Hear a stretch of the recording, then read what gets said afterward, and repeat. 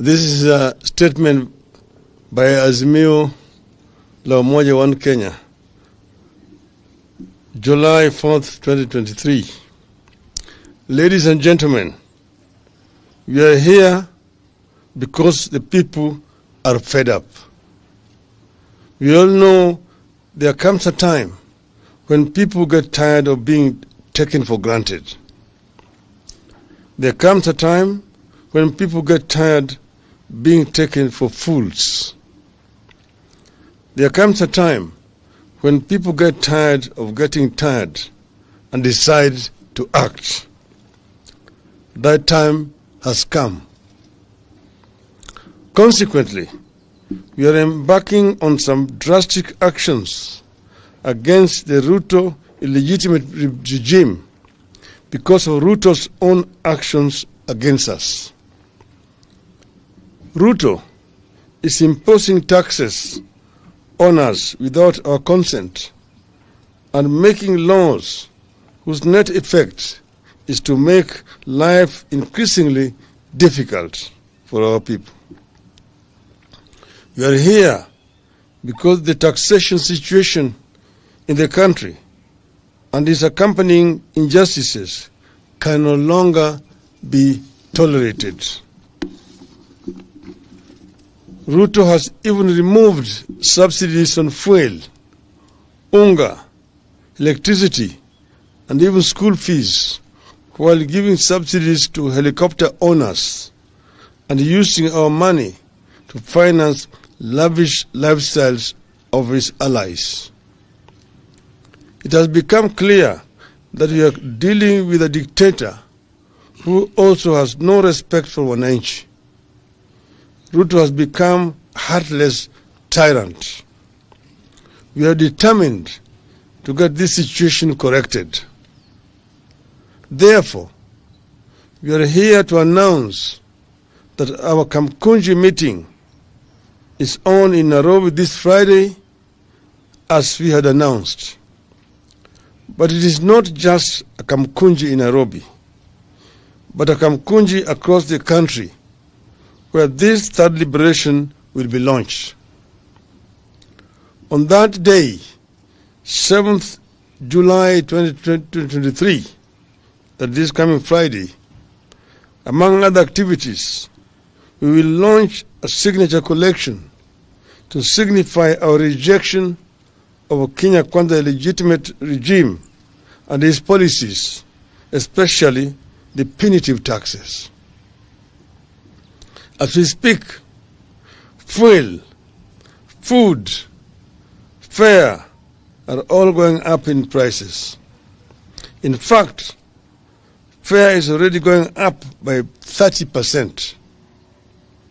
Fellow Kenyans, as a people, we are not given to suffering in silence.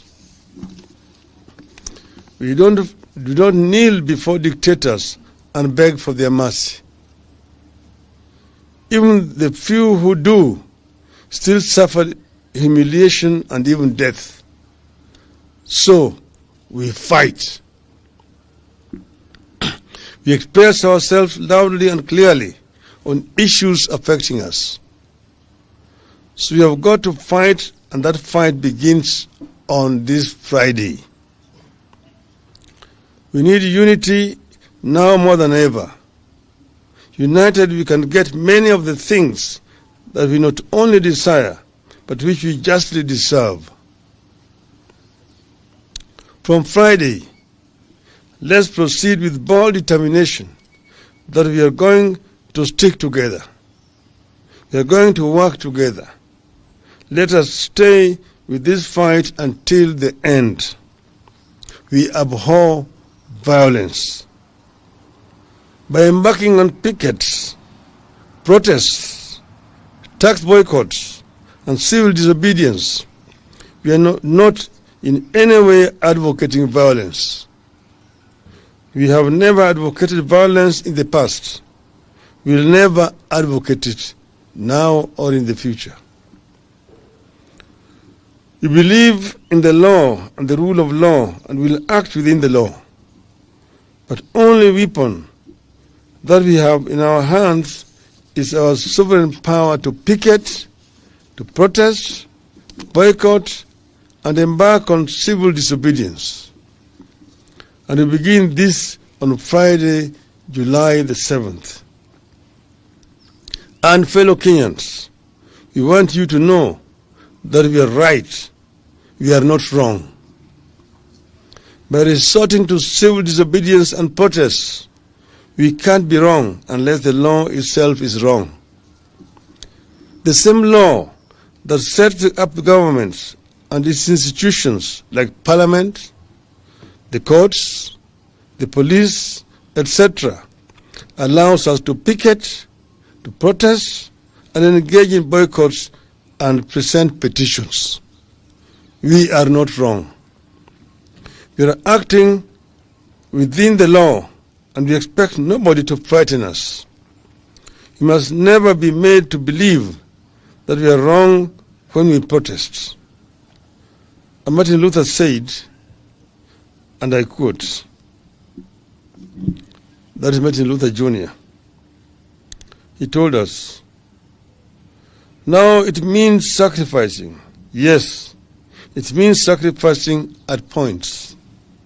But there are some things that we've got to learn to sacrifice for. And we've got to come to the point that we are determined not to accept a lot of things that we have been accepting in the past. Unquote. As a country, we are at that point. We invite all our people to prepare to join the Kamkunji in Nairobi and in different other places across the country on Friday. I want to repeat that it's not just in Nairobi.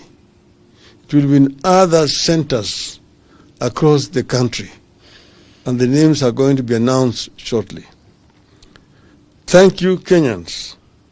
Let us meet in Kamkunji and other parts of the country for the Saba Saba of our lifetime. Thank you. End of statement. I think it's very clear. We should take a few questions.